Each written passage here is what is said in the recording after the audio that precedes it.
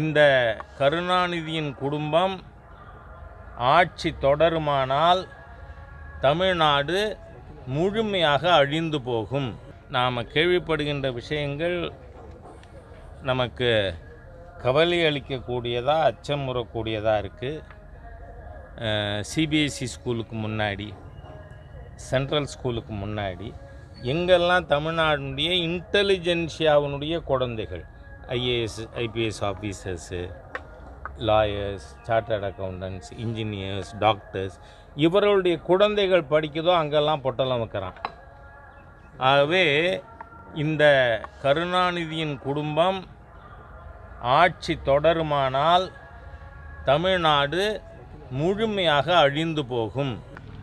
அதாவது உடம்பில் உப்பு போட்டு சோறு தின்னதுக்கான அடையாளமே கிடையாது. நான் என்னவோ மோடிக்கும் பயப்படலை, ஈடிக்கும் பயப்படலைன்னு நீங்கள் ஊடக நண்பர்கள், என்ன மாதிரி இருக்கிற சாதாரண ஒரு கட்சியின் அடிமட்ட தொண்டனை விட உங்களுக்கு அறிவு, ஆற்றல் அதிகம்.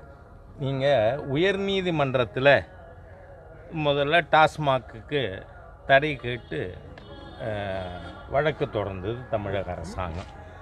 இது வரைக்கும் அரசு டிபார்ட்மெண்ட் ரைடானதுங்கிறது தமிழ்நாட்டில் இந்த திராவிடியன் ஸ்டாக் அரசாங்கம் தான். நீங்கள் அப்போது உடனே உயர்நீதிமன்றம் என்ன சொன்னது? நான் விசாரணை முடிக்கிற வரை தடையின்னு. விசாரணைகள் முடிந்து அதுக்கு ஜட்ஜ்மெண்ட் வர்றத என்ன தீர்ப்பு வந்தது? அமலாக்கத்துறையின் செயல்பாடு சரி, தே கேன் ப்ரொசீடுன்னு.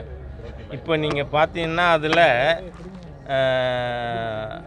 மாண்புமிகு பிரதமர் அவர்களுடைய உத்தரவின்படி நடந்த ஆப்ரேஷன் சிந்தூரில் பாகிஸ்தானை அதகலம் பண்ணது ஆகாஷ். அது மாதிரி அறிவாலயத்தை அதகலம் பண்ண போகிறதும் ஆகாஷ் தான். ஆகவே கருணாநிதியினுடைய குடும்பம் முத்துவோட பேத்தி புருஷன் இதில் இன்வால்வ் ஆகியிருக்கார். எப்படி சாராய மந்திரி செந்தில் பாலாஜியினுடைய சகோதரர் அசோக்குமார் ஒழித்து வைக்கப்பட்டவரோ அப்படி இவரும் ஒழித்து வைக்கப்பட்டிருக்கலாம். ஏன்னா ஒழித்து வச்சிருந்து அவர் தலைமறைவாக இருந்து வர்ற மாதிரியா வந்தார்?